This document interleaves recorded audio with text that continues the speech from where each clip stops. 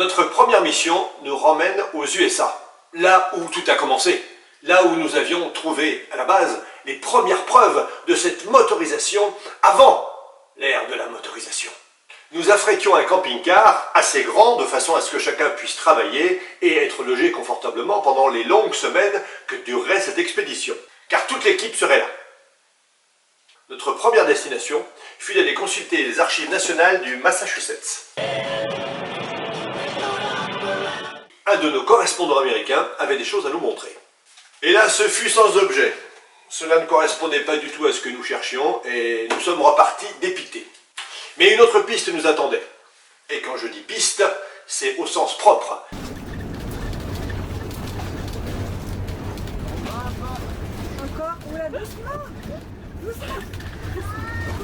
Ce qui nous mena au bout du compte dans une grotte, qui hélas avait été comblée depuis. Mais nous ne nous découragions pas. Notre prochaine étape fut la ville de Silverton, au Colorado. Une ville qui était restée comme à l'époque du Far West. Les commerces, les maisons, les bâtiments, tout était reconstitué comme au XIXe siècle. Et dans cette ville, il y avait un cimetière. Une personne de la bibliothèque nous y accompagna et elle nous montra que sur une tombe, il y avait un dessin assez étrange que nous avons depuis reproduit. Elle nous raconta que ce dessin était une reproduction d'un autre qui était dans les montagnes beaucoup plus au nord du Colorado. Cet endroit s'appelait Dinosaur. Comme son nom l'indique, c'était une place réputée pour des fouilles archéologiques. Nous avons donc repris la route avec espoir. Après plusieurs jours, nous arrivions enfin sur le site. Hélas, à l'intérieur, il n'y avait que des ossements de dinosaures. Par milliers, certes, mais ce n'était pas ce que nous cherchions. Renseignement pris, les peintures rupestres se situaient dans la montagne. Il fallut donc s'y rendre, encore une fois, par des chemins détournés.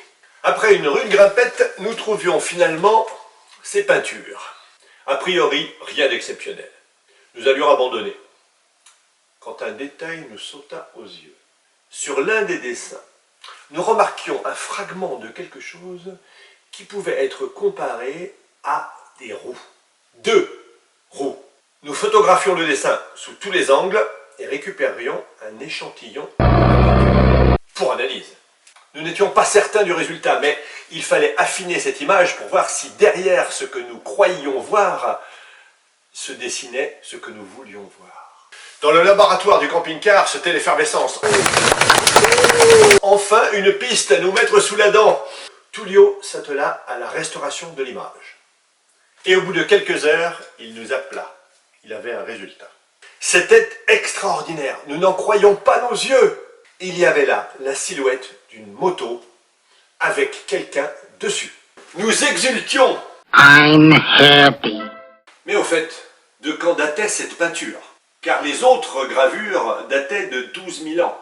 Autant dire que ça n'avait aucun rapport de temporalité avec cette nouvelle découverte. Mais pour obtenir la datation au carbone 14, cela prendrait plusieurs jours. Il fallait envoyer l'échantillon dans un laboratoire spécialisé.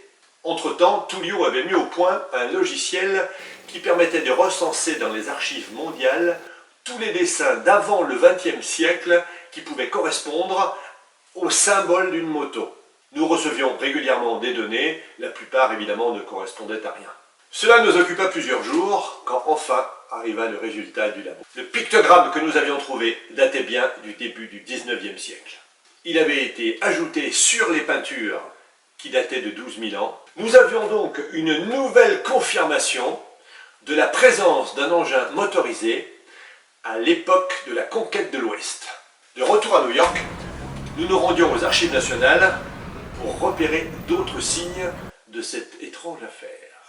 Bien nous en prie, car comme la première fois, nous tombions sur des gravures qui représentaient exactement ce que nous cherchions.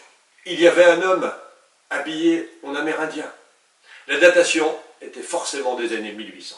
Avec toutes ces preuves, nous pouvions enfin publier nos travaux.